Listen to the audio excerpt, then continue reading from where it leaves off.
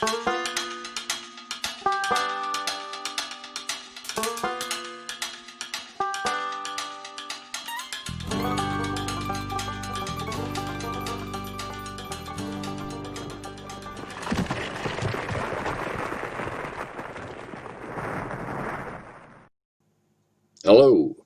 welcome to my cellar once again. Got some interesting things to talk about tonight. Of course, we usually do, some more interesting than others. This very first bit is kind of goes to some things I've been talking about recently about applying real world to your fantasy games. So here it is. Do dragon lairs have odors? Do the odors have effects? Quotes, dragon sickness. All right, well, let's think about this for a minute. Who's been to the reptile house at the zoo in the summer? Yeah, I got somebody sitting over here, so just ignore any sounds you might hear. All right, so anybody's ever been to the reptile house at the zoo knows that snakes stink. Dragons, being mythical creatures, are still reptiles. Reptiles stink. Lizards stink. Anybody that's kept an iguana will tell you, iguana shit stinks. Now, okay, dragons are intelligent creatures. We give them this in fantasy. They're very intelligent, highly intelligent. So they're not going to crap all over their lair.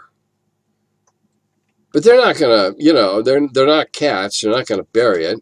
So they're going to crap outdoors. Now, they're carnivores. Anybody that has a dog knows that carnivores crap stinks.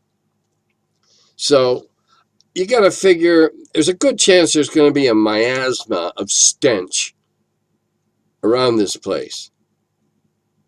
So, okay, you got a dragon who is a cat who buries his shit and it's all done. Okay, now we go inside. Of course they smell. Of course. Now, I guess if you have an ancient red dragon who knows spells and stuff, he could make his place smell like brute. But this is a case where this you can logic out from real life. Snakes stink, serpent houses stink. A dragon that's lived in that cave for 800 years. Just think all the gas he's passed in 800 years. It's going to stink, wouldn't you think? All right. Ooh, that was an unintended rhyme. Okay. I played the guy in the tower, Gygax, a couple of times and remember it as a Gen Con highlight. Thank you for your part in making that available. Too bad it was short-lived. Yeah, she got loony. Do you think it's the potential for that style of play today? That is, without the Gygax name association. Maybe the concept would work as a board game? Dungeon of Cask. I'd back it. All right. I run a game now that's kind of like this because it's one encounter after another, bam, bam, bam, bam, bam, as you go along. That was kind of like the Tower Gygax, except there was usually 2 or 3 things that could happen to you in any given room because they were all lethal rooms or semi-lethal rooms. So I'm doing something like that now. But could we do something like that again? The only way you can do that is the way we did it. We had 12 or 15 very experienced DMs who said, okay, we'll all give up 15, 20 hours of our own time to volunteer to do this thing as a tribute to Gary. You need 12 or 15 DMs that are going to give up 20 hours of their time to design one or more rooms, work it all out, stat it all out, draw it all out. So, yeah, you could do it again, call it Tower of something else, Tower of Ingenuity. I don't care, but no Dungeon of Cask. Now, in sort of I'm going to skip over here. There's another one that sort of relates to what we were just talking about. The box. Okay, talking about the box with the brass up there. Holds some straight up treasures. Well, yeah, it does. It's a bunch of stuff that I wrote on my own under Celtic Studios imprint and published that way. And Celtic Studios is a real company. I got a tax number and everything. So yeah, you'd like to see some high res pictures of these covers. Well, maybe one day I'll just show them to you here. Tower Gygax sounds like so much fun. Yeah, it was. It was. And what a Greek tragedy that Mrs. Gygax, what a Greek tragedy she turned out to be. I was sad to hear about the demise of Gygax magazine too. Not cool, Mrs. Gygax, not cool. Well, it is my opinion, and I state that it is my opinion, that Gail is nuts. I believe, and several people that have watched this who have actually more credentials than I do to make this assessment, believe that she suffers from something called a reflected glory syndrome. She basks in the glory of whoever she's attached herself to. She attached herself to Gary and basked in his glory. When he died, she didn't know what to do. She pulled all the books in. She killed everything with the name. She filed a gazillion trademarks with everything possibly connected with gaming with Gygax. Spent all that money for nothing. Lost all that money when she called all the books back in instead of going to the guys in Arkansas. Just a minute, I'll think of them. The Trolls. Could have gone to the Trolls and said, make another print run and sold it out just like that. But no. Then she took off after the magazine. The magazine, once again, was a tribute, plus 2 of his sons were involved in it. And she said no. Now she's being sued by Rob Kuntz. And I hope Rob wins. Because the only thing she owns of value is all those trademarks, which she'll then have to surrender. And maybe several years down the road, I may not live to see it, a Gygax magazine will be reborn and everybody will go, who the hell is this Gygax, Gygaxy, and Gygax? And it'll start all over again. Nobody will know who he was. But hey, it's my opinion. She's nuts. Mentioned miniatures some time ago. How's the painting going? I'm ready for the show and tell. Well, I'm not. But I am going to show something.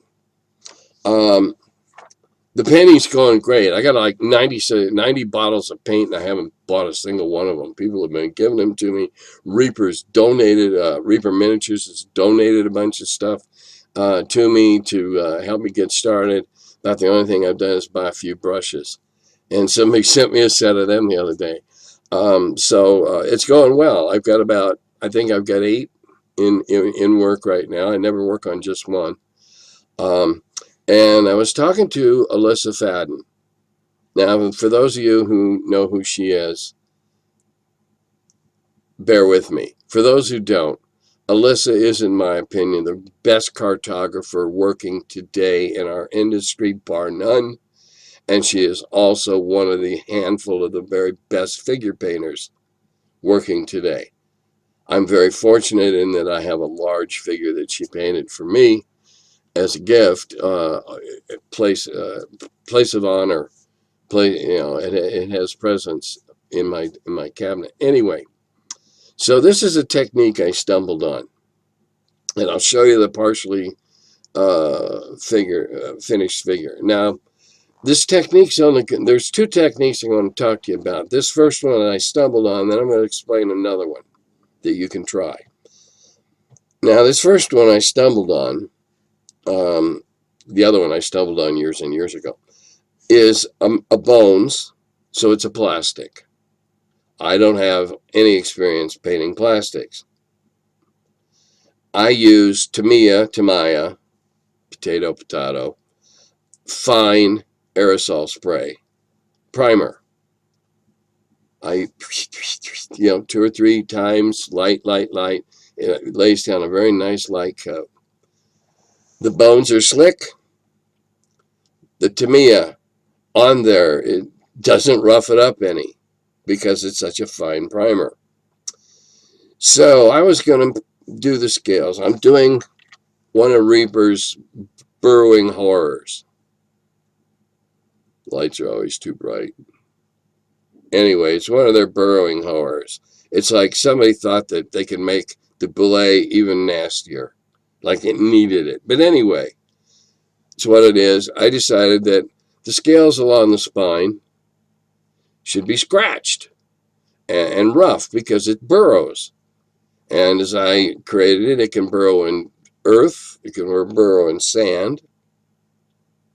I imagine it can burrow in loose rock. I don't know. I didn't go that far. But what I wanted to do was show some scratches. So it was primed. I was going to go with a dark brown and then scratch it lighter when I was done.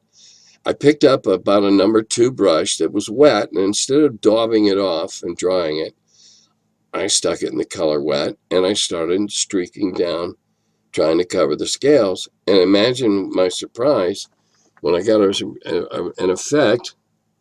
I don't know if you can see that, but it looks like I spent hours trying to age and scratch those scales when that's a single coat, single pass. Just striking it down, the wet brush leaves the pigment in streaks. Enough of it covers the primer to give it the light base color.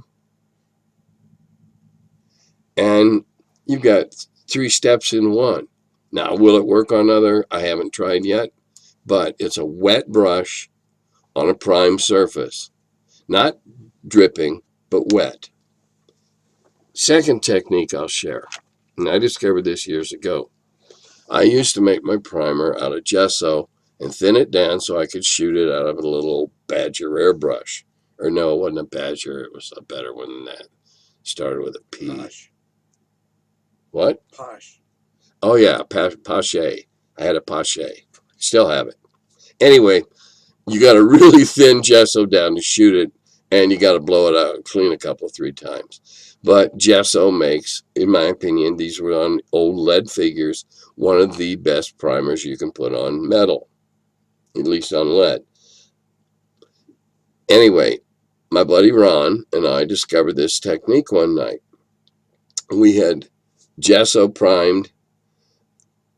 We had a whole unit of 24 dervishes or some kind of fuzzy wuzzy types, modists, of the, I think, followers of the Mahdi, because they had the patches all over. So we're sitting here and we got 3 days to paint an entire unit of these and something else we were painting. So we gessoed them, we let them dry, and we sat down. We used egg cup paint thinner plates, they look like a Easter egg cup for sticking eggs in. And we filled one with water. We took a big dollop of the color that we were going to go for the trousers, kind of a buffy, sandy white. Think the movie Cartoon, which I just watched the other day. Okay, scruffy, sandy color. And we just thinned it out, made it watery, walked away. About an hour, left it alone. About an hour later, the pigment had coalesced into a ball at the bottom of the egg cup.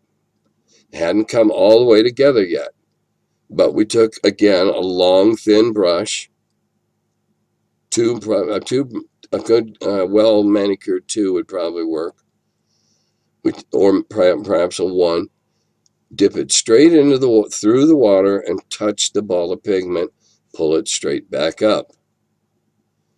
Touch the trouser leg and watch the pigment run down the gesso in a different pattern on every single pair of trousers.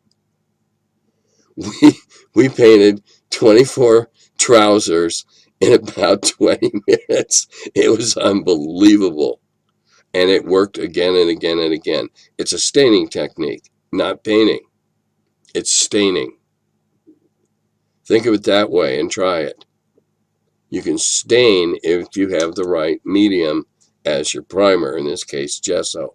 Fool around with it. Try it. That's the painting segment for this week. First time ever. All right. Okay, here we go into clerics. Now, I do not denigrate what's coming up. I simply state that getting that far into the business of the religious priesthoods in a campaign is way more involved than I've ever gotten. But hey, I can understand if that's your bag, okay. I gotta ask though, how big's your campaign? How many clerics you got to get this involved in it? Okay? I just suggested last time that if one of your clerics was kind of forgetting what his alignment was, you just send Torquemada and the Inquisition after him for a brief stretch on the rack and bring him into line. Okay, now I'm going to read this. With the supposed preponderance of a non-traveling priesthood compared to the few adventuring clerics, okay, most of them are sitting in abbeys and whatever. Pardon me.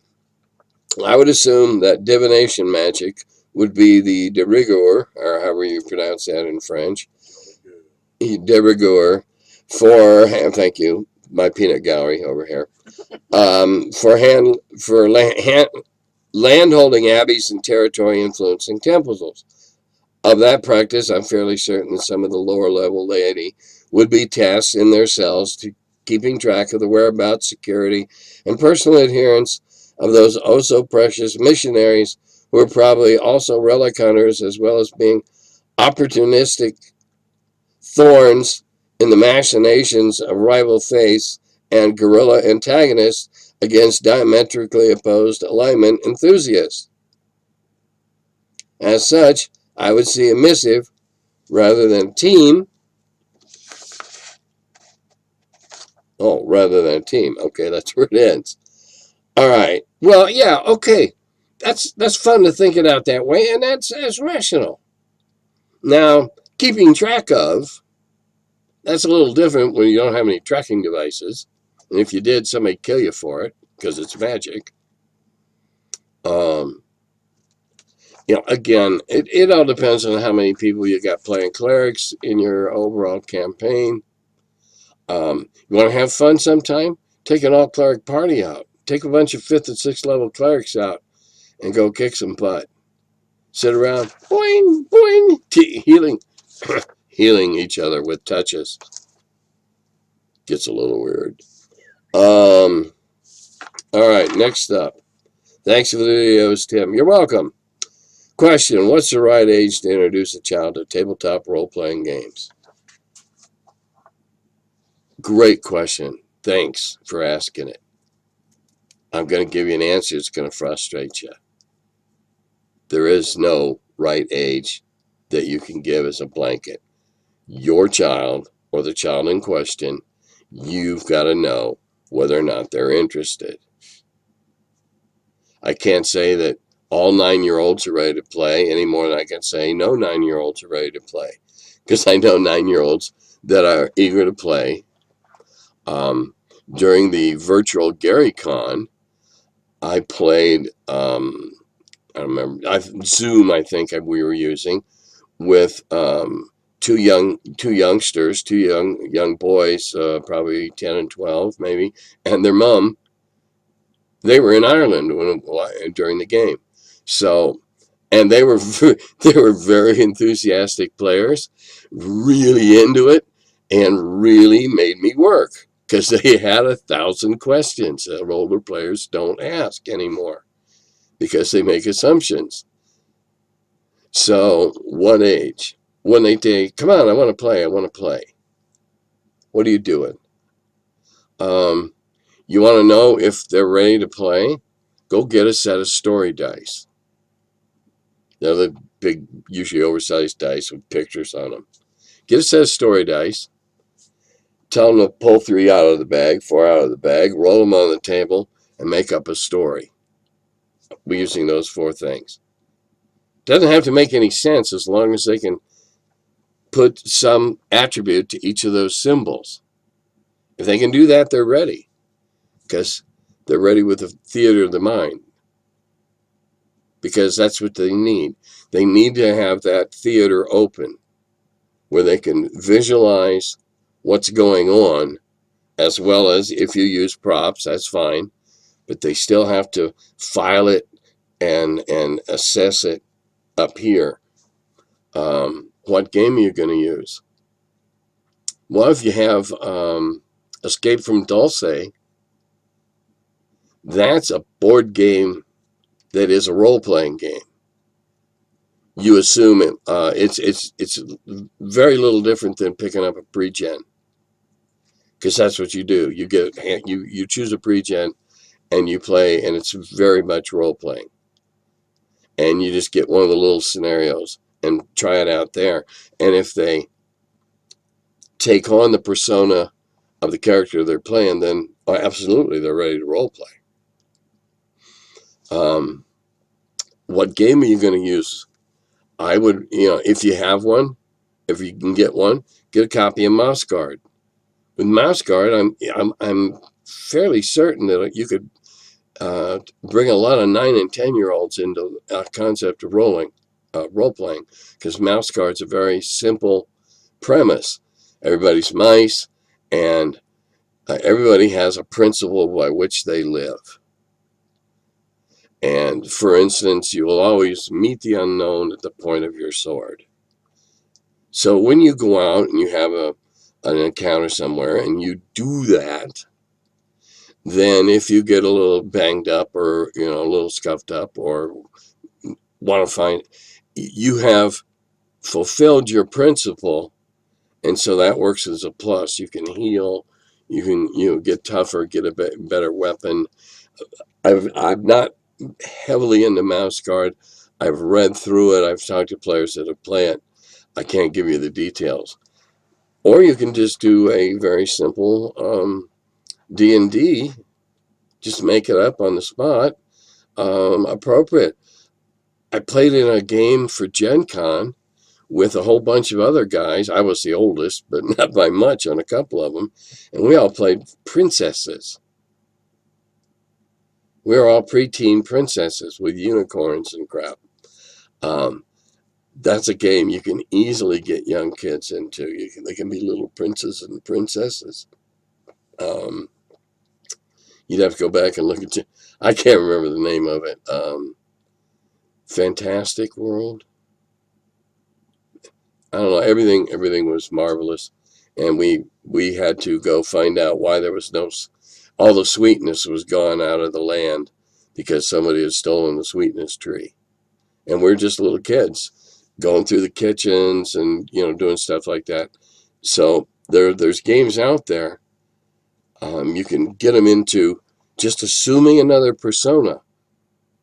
Then you can start getting into weapons and stuff.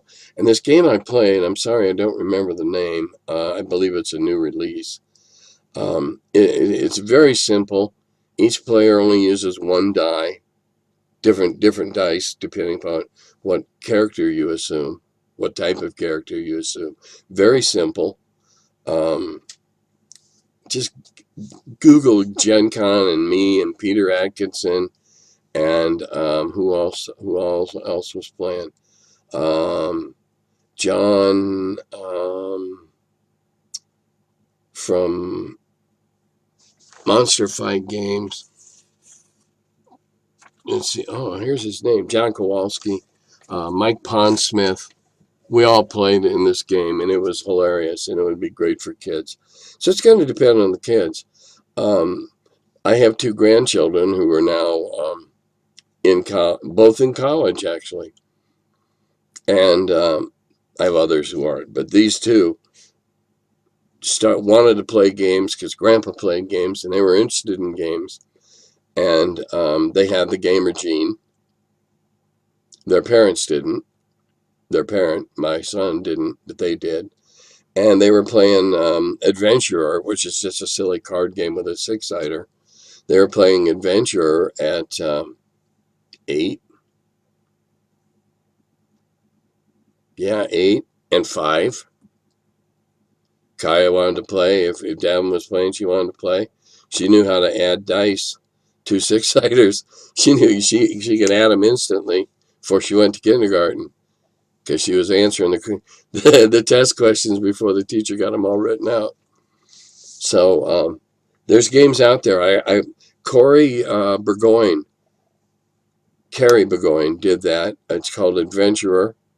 That's a really good card game you can play with younger kids, and they are adventuring, and all you're doing is going through a deck and encountering things and rolling dice to get them or not, and you have lives. And if you use up all your lives, you're dead. So it's a real easy game.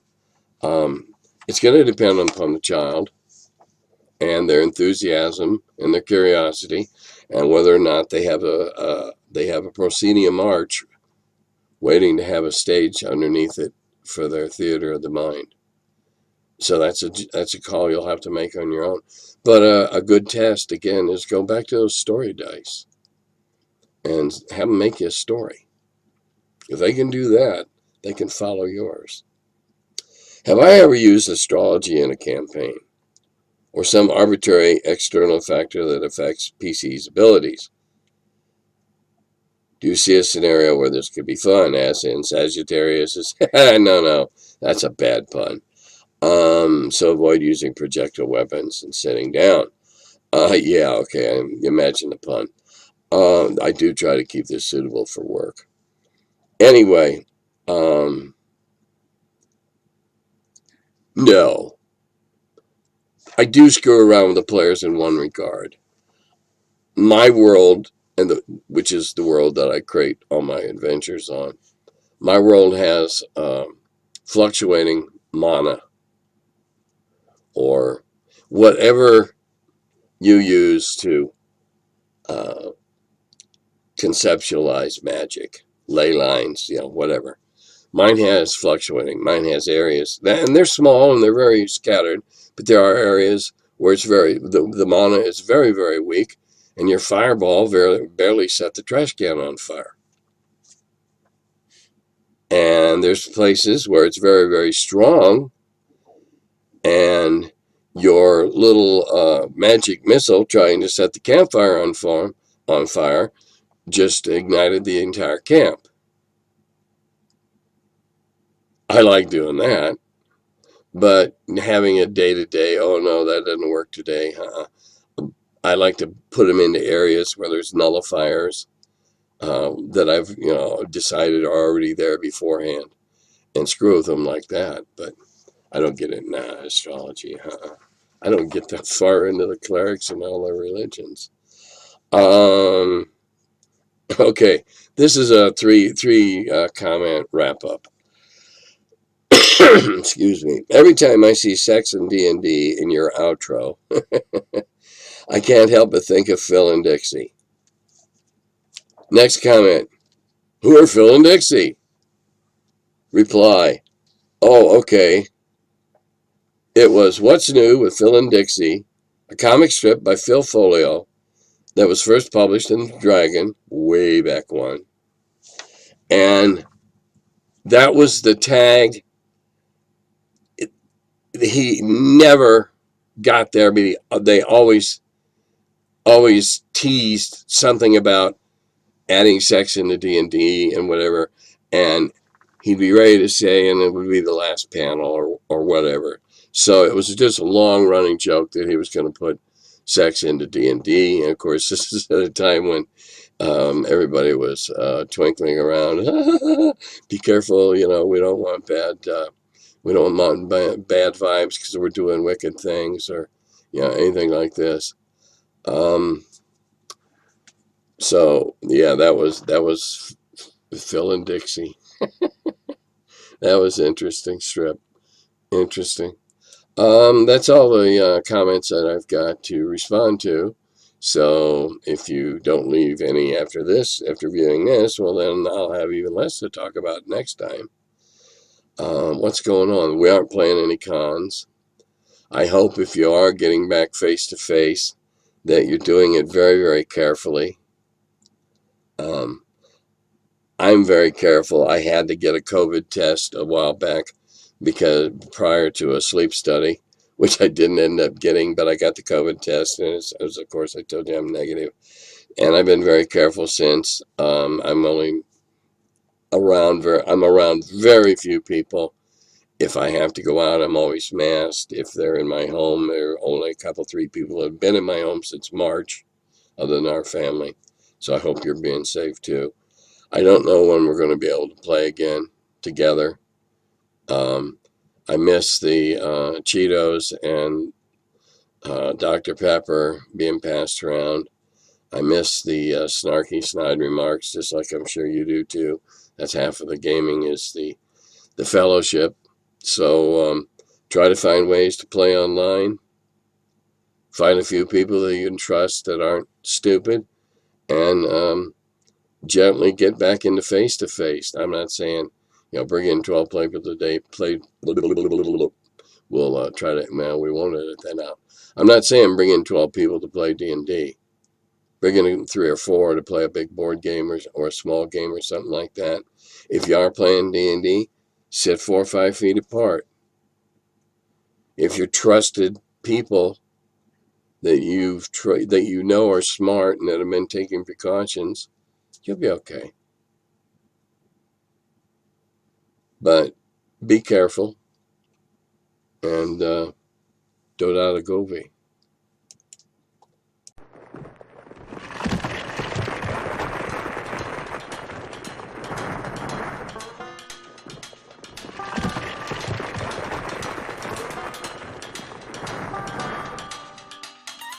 Oh, hello. I'm still figuring out when this thing starts. Welcome to my cellar. He's the curmudgeon who wrote about the dungeons. Now he's the feller, live from the cellar. Talks about D&D and old school RPGs. Still quite a feller, the curmudgeon in the cellar. Last man around when the race went down. Calling Gary in that Lake Geneva town. Hey Gary, it's an awful mess. Let me edit, we'll have success. D&D and Dragon Magazine. He's the curmudgeon who wrote about the dungeons. Now he's the feller, live from the cellar. Talks about D&D and old school RPGs, but he's still quite the feller, the curmudgeon in the cellar. Magic missile, it's a mortar shell. Make it hit in the first level spell. Brought psionics to the game to attack that wizard grave. PSR and fantasy, collection of micro armory. Titan with tramp under a tree, high as could be. He's the curmudgeon who wrote about the dungeons. Now he's the feller, live from the cellar. Talks about D&D and old school RPGs, but he's still quite the feller, the curmudgeon in the cellar. Still quite the feller, the curmudgeon in the cellar. Curmudgeon.